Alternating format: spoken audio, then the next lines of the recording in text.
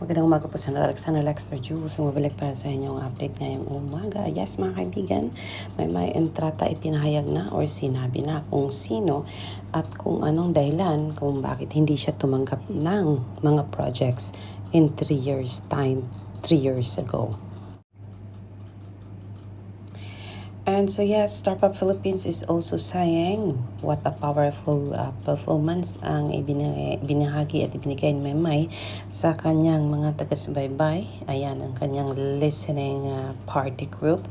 Ayan, nung ito po, Maymay performed her upcoming single Masunog Man here at the single launch and exclusive listening. Sayang nga lang, hindi pa natin makuha-kuha ang kanyang buong kanta mga kaibigan, but then we will give you that soon po dito lang sa ating channel, Alexander Lexter Jules. So yes, yan po muna ang ating pa-update. So ang rason kung bakit hindi po hindi tumanggap si Maymay ng project ay ang kanyang ina, dahil po sa kanyang unconditional love sa kanyang nanay. At pinarioritize niya kung kaya palagi siyang lumilipad papuntang Japan nung buhay pa ito. So Alexander Lexter Jules, napakabait na bata, and sana pamarisan ng lahat, and what a joy na magkaroon ka ng isang anak na kagaya ng isang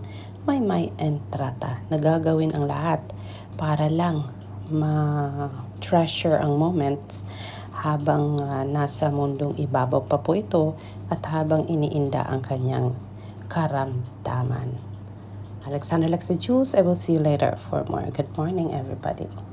Nagre-reflect po siya sa kung paano ako magmahal. So, 2 years ago po, hindi po ako nag-share kumbaga kung ano yung pinagdaanan ko. So, 2 years ago, na-diagnose yung nanay ko po sa malubhang sakit at pinili ko po na hindi ko siya ibahagi sa publiko kasi naniniwala po ako sa importansya ng privacy. Naniniwala din po ako na hindi din po responsibilidad ng mga sumusuporta sa akin o yung mga taong sa paligid sa amin to fix po kung yung pinagdadaanan ko. Ako din po yung taong kapag ipinagdadaanan, parang lumalakad po ako ng tahimik.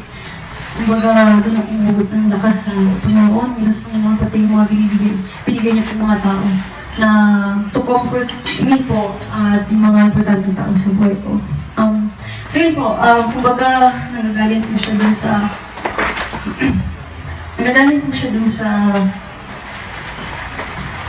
panahon na tahimik lang ako.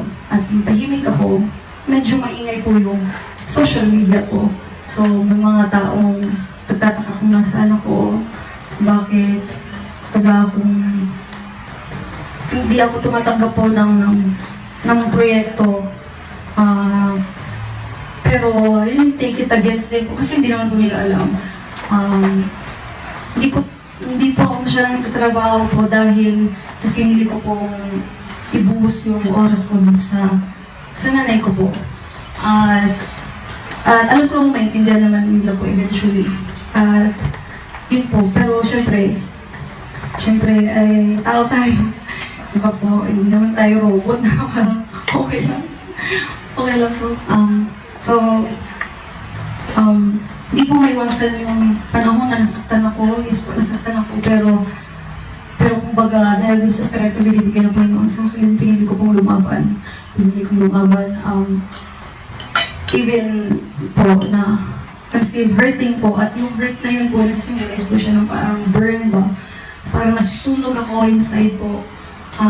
Dahil sa sobrang sakit na nararamdaman ko sa pagsubok ko, sa panahon na yun, at ito po, sa akin, tahimik lang ako. Pero masaya naman po ako after po nun kasi kahit pa paano naiintindihan po ng karamihan yung pinagdaanan ko.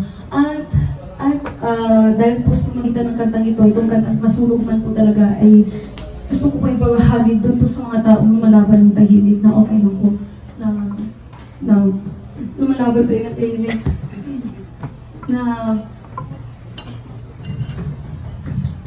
okay lang po lumalaban ng tahimik.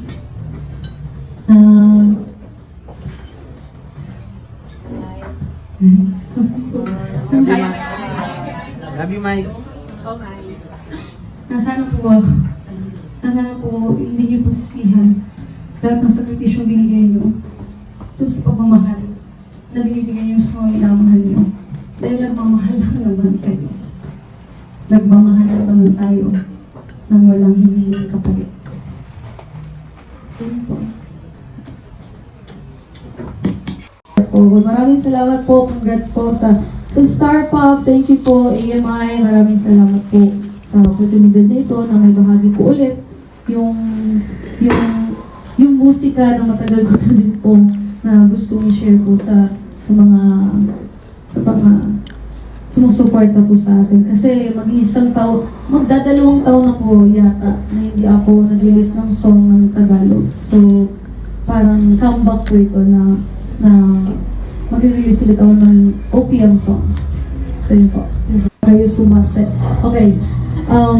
May nakikita kayo na umiyak ako, sumasayaw ako, pero pinilit ko pa rin na isayaw yung problema. Parang, kumbaga, gusto ko ipakita na yung pain, in-embrace ko siya kasi naiintindihan ko na yung pain is part of love pala. So, kasi gusto ko na parang, kumbaga, kaya ko i-endure yun, pero hindi ko kaya yung magsisi habang buhay.